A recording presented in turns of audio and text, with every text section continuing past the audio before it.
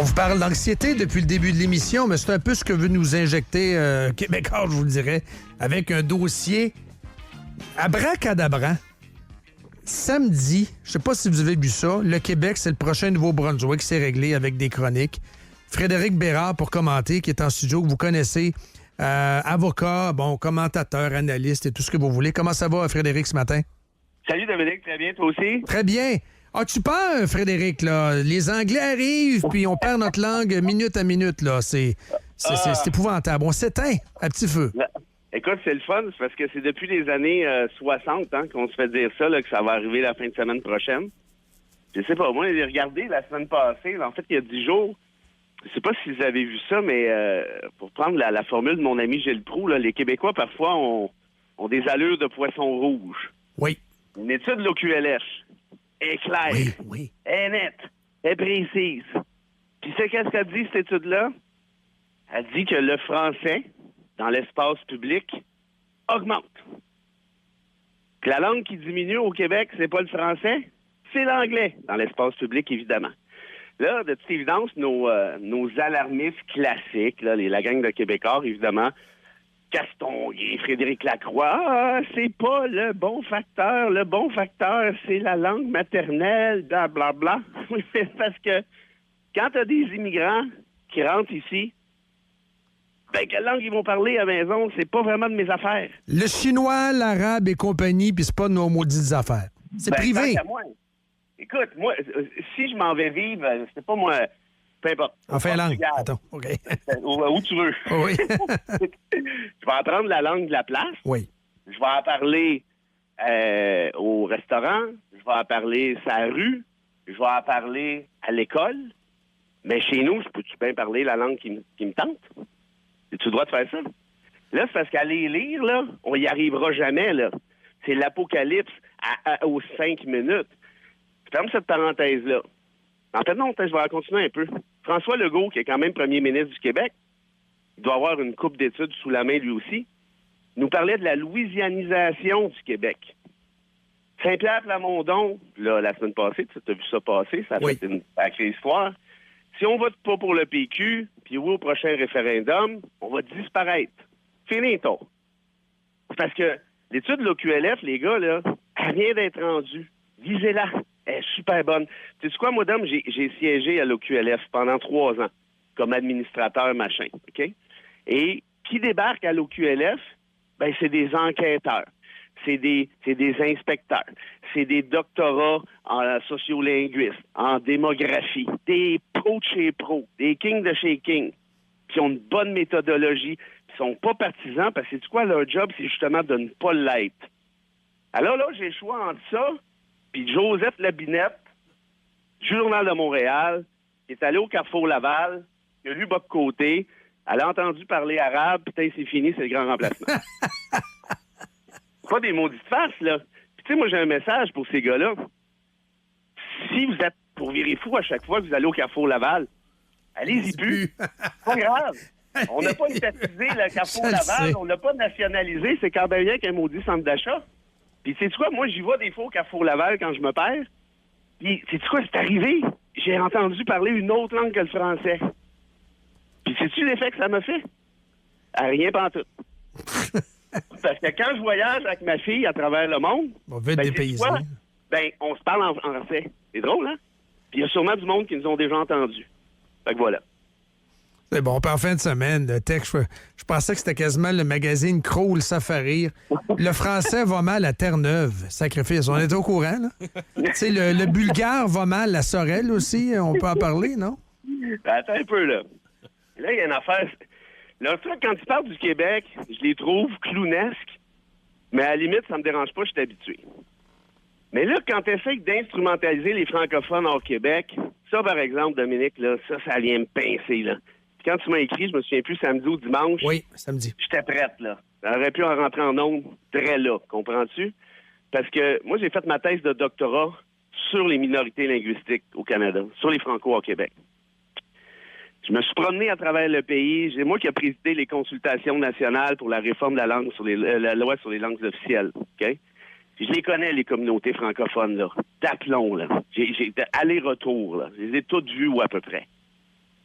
Et là, moi, mon journal de Montréal, qui est pas pantoute piloté par un ancien chef du PQ, tu t'intéresses jamais aux Franco hors Québec. À ton avis, là, ils pourraient crever que ça te dérangerait même pas.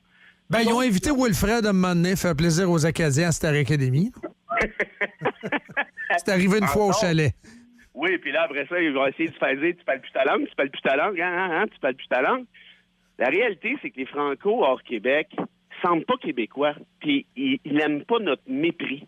Et là, pour la première fois, en fait, pour les seules fois qu'on parle d'eux, c'est pour les instrumentaliser. Hein? Pour dire, regardez ce qui se passe au Nouveau-Brunswick, c'est fini, là. Puis le Québec, ça s'en vient. Écoute, il y a même du monde qui ont écrit ça, là, dans le journal. Qui est le prochain? C'est le Québec. T'es pas sérieux, là. T'es pas en train de m'écrire des niaiseries comme ça. Mais ça n'a aucun maudit bon sens. La réalité, c'est que les Franco au Québec, ils l'ont pas facile. On va pas se compter d'histoire, là. Sauf que les côtés positifs sont où? Dans le journal? Nulle part. Savais-tu qu'il y avait 2 écoles en Alberta au début des années 80, 2 écoles francophones? Aujourd'hui, il y en a 43. Même pas si pire, ça? Quand est-ce que tu as déjà lu ça, toi, chez Québécois? Jamais.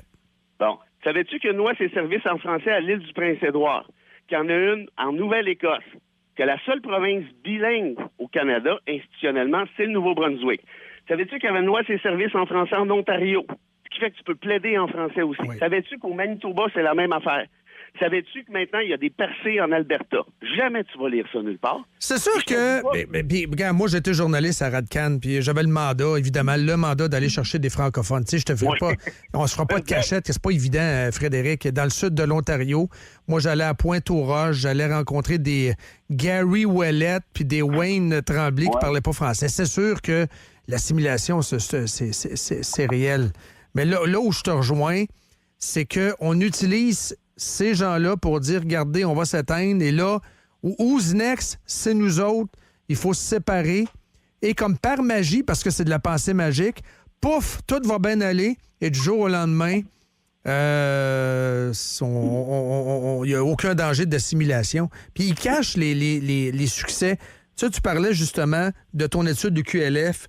Moi, j'ai vu des reportages sur la francisation. Ça va bien, la francisation. Je veux dire, Radcan a fait un reportage il y a 2 semaines à Québec avec des jeunes qui arrivent d'Ukraine, qui arrivent de différents pays. Là. C'est quand même très multiethnique. Là. Mais c'est des jeunes qui, en l'espace de 2 mois, commencent à maîtriser le français. Il y a des succès en francisation. Faut le dire aussi, ça. Et on le dit pas. Regarde bien ça. Moi, je connais une fille, là. Elle est née en Moldavie. Elle est arrivée ici, elle avait 8-9 ans. Elle parlait pas un mot du mot français comme tu l'imagines. Sa mère est neurochirurgienne. Je sais pas si t'en connais tant que ça, des neurochirurgiens, là, mais si tu frappes d'une poubelle, il va pas en sortir 8, là. OK? Il y en a pas des tonnes, là. Ben, sa mère est venue ici. Elle a appris le français, sa fille aussi, en travaillant comme préposée aux bénéficiaires. Comprends-tu ça? Neurochirurgienne qui est préposée aux bénéficiaires. Ben, 5-6 ans plus tard, sa fille était tutrice en français pour les petits Québécois pur laine au secondaire à Montréal. Wow. Un succès, ça. Ouais. Sa fille est devenue avocate depuis.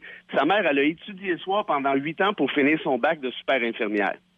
Ça, c'est un. Pour revenir au Franco-Québec, si tu me permets, tu sais, je suis pas en train de dire que c'est facile, je suis pas en train de dire qu'il n'y a pas d'assimilation, c'est une évidence, là. Oui. Par contre, ces gens-là se cassent en deux, luttent pour leur survie à chaque jour. Puis c'est quand la dernière fois que le gouvernement du Québec leur a dit « Hey, on va vous aider ». Jamais. T'as le bloc avec de la pseudo-sympathie de temps en temps, là? C'est n'importe quoi, ça. Oui, hey, René Lévesque les avait qualifiés de... Dead Doc, je me souviens très bien de ça. Là, je vais t'en sortir une, puis je suis prêt à parier qu'il y a plusieurs personnes chez tes auditeurs, auditrices qui ne savent pas ça. Sais-tu combien de fois le gouvernement du Québec est allé aider les francophones hors Québec dans une cause en Cour suprême du Canada? On n'est pas loin de 0, là. On est à 0 flush. Bonne réponse. À l'inverse, le gouvernement du Québec, en 90, dans l'arrêt Maïs, c'est le gouvernement Robert Bourassa. En 99, dans l'arrêt Beaulac, c'est le gouvernement de Lucien Bouchard. Et en 2015, dans l'arrêt Commission scolaire francophone du Wicon, c'est le premier ministre Couillard qui est là. À 3 reprises, le gouvernement du Québec a envoyé son procureur général du Québec qui est l'équivalent du ministère de la Justice, si tu veux, pour plaider contre les revendications des francophones hors Québec. 1, 2, 3. Parce qu'ils voulaient pas que ça serve aux Anglos de Montréal. That's it. T'as tout compris. Et heureusement, ils ont perdu dans les 3 cas. Dans l'affaire Mahé, là, c'était pour permettre des écoles en français en Alberta. Ben, heureusement que ce sont les francophones, donc Mahé et compagnie, qui l'ont remporté, parce que ça fait en sorte, je reviens à mes chiffres du début, ils ont commencé avec 2 écoles dans les années 80, ils sont rendus à 43 aujourd'hui. Fait que c'est quand même pas pire hypocrite, là. Faut se reparler, Frédéric. On n'a plus de temps, mais on se reparle assurément. Écoute, comme tu sais, tu téléphones, puis c'est bon. Puis là, le dossier continue. Là, aujourd'hui, il va y avoir d'autres reportages là-dessus, là, comme ça, on n'avait pas compris. Là. Ils s'en viennent, les Anglais, ils s'en viennent. Mais je peux te faire un direct Attends une minute. Penser à quelque chose. Si tu veux, la prochaine fois, je te parle en direct du Carrefour Laval. C'est bon, ça? Oui, c'est très bon. Parfait. C'est bon. Salut, bye. Ça fait là. Les gars. Direct de Laval. Très bon. Puis on a un thème en plus pour ça, de Laval. C'est parfait.